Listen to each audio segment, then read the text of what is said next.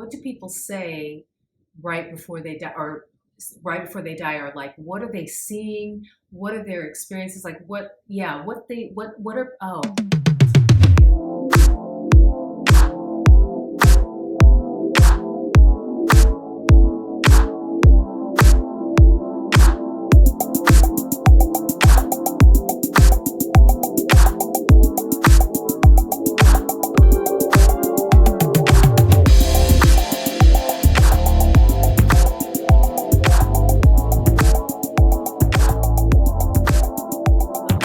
This is Dina Haynes, and you're watching the Real Manifestation Talk.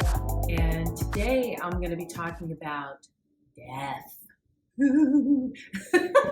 No, I watched a video the other day on YouTube, and it was all about what are people's last words before they die. And it drummed up all this conversation about, what happens when you die. Are demons coming for you, or are angels coming for you? Is it a positive experience, a bad experience?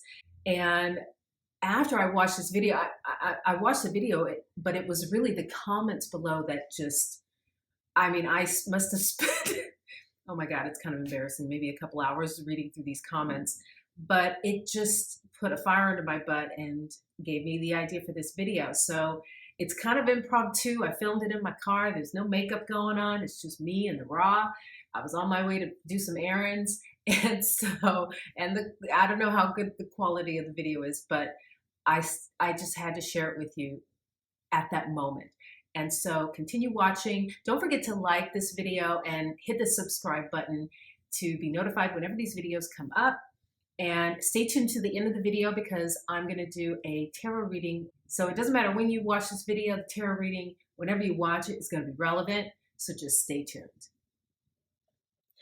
Hey guys, so I'm doing this impromptu video from my car because I just spent like a couple of hours online. I was looking at this video. It was like a reel and on YouTube, and it was basically someone repeating experiences of what people say right before they die. And what I spent a couple hours doing was reading the comments. It was just incredible, like all these people that had these experiences, and also just people wondering like what happens when you die, and there was a lot of fearful talk in there, like people who were like, oh, there was, because one of the excerpts was like some guy he kept seeing people with no eyes, like their eyes were blackened or dark eyes or whatever. And there were all these theories, like, oh, is it demons? Like what's coming for you when death comes? And, I think there's a whole lot of panic around it when from my experience, no, I'm not very religious, but I am very spiritual. And my relationship with the higher being, with God, with spirit, source, whatever you call it, is a personal one. I think it is for everyone. And I think anytime that you're seeking a relationship with the higher being, with God outside of yourself, or you're listening to other people recite to you or tell you what God is, I think, and you take that's your sole reason for, a reference for believing in a higher being and spirituality. I think anytime that it produces fear, that is not truly God or source. I think that, God is all loving. And I think that all of that fearful talk, it's just like mind control, right? Because in the law of attraction and in manifestation, we talk about the best way to manifest is through the control of your mind. Really, it's the control of your fear. And what I heard a lot of was people dying and people being, people being dragged like into the afterlife, or seeing dark figures that were coming to take them, hearing the people who were on their deathbed really kind of screaming out in fear, screaming out no, and people and a lot of people's interpretation is that those are demons. Those are demons, and that they led a terrible life. I don't believe that. What I believe is that you create your experience on earth. And I also believe that when you go, I think that includes when you depart. Whatever you're seeing is really just a reflection of your beliefs in life. If you believe that the afterlife, or that God is a mean God who punishes, or you believe that in a set of rules, and if you didn't do this, then you're going to hell. If you believe in a hell, then I believe that you will see dark stuff come for you when you are in those death throes. And I think that if you don't have those beliefs, and you're not scared, and you're not, well, if you don't have those beliefs and you're not filled with fear over it, then you will see positive things. You will see angels, or you will see, and I do believe a lot of people see loved ones. And I don't think it has anything to do with your religious beliefs, what happens, because one of the persons was saying how they one of the commenters said they knew someone who was an atheist who was dying, and on his last words were something to the effect of, I believe I see angels," or something. So and whatever angels is, really, it's also left up to their interpretation of what they're seeing, right? Because it's really in the eyes of the beholder what they're seeing and how they're interpreting what they're seeing. But the truth is it comes down, what it all comes down to is fear, is not living a fearful life. And which is really what we talk about in law of attraction and in manifestation. The point is to have such faith, and by proving it to yourself. It's not like you have to believe some religious person, or me even. You prove it to yourself by focusing on the things that you want in life and dropping the fear. Once you see that the more you focus on the good stuff, the more good stuff comes in, then your faith will build up, your faith in source, in something that is good. And it's something that it comes from within.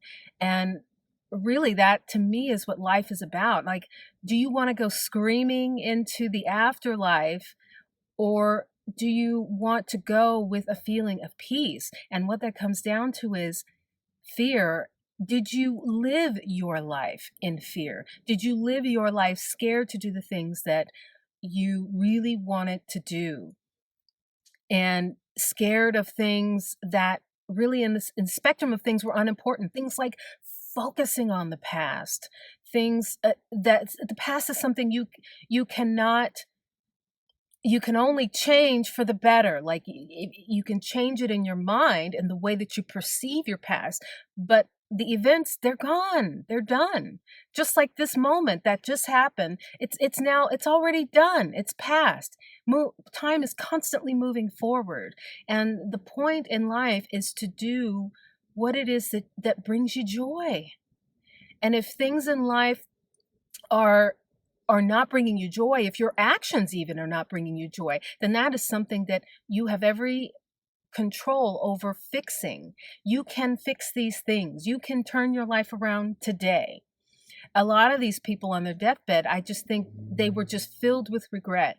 And to me, that was the other thing. It was not only just fear, but it was also regret. Regret because I think people know, we all know, we have this innate feeling inside us, which is really our relationship to our inner being, this feeling inside us that we are not honoring ourselves. We are not honoring our highest self, our highest good. And anytime you're not doing that, look, it's fine. That's what the human experience is about. It's about making mistakes. But at some point, you have to then decide to make better choices, and decide and go toward what it is that where your happiness is, where the joy is, and stop focusing on the bad.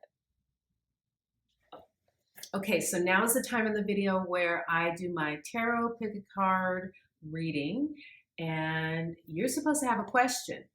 Have you thought of it yet? Well, don't worry, I'll give you a few seconds to think about it right now.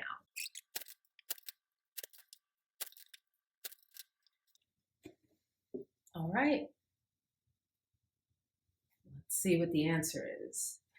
Man, okay. We have the Eight of Cups, and it came in the reverse position. So let's see.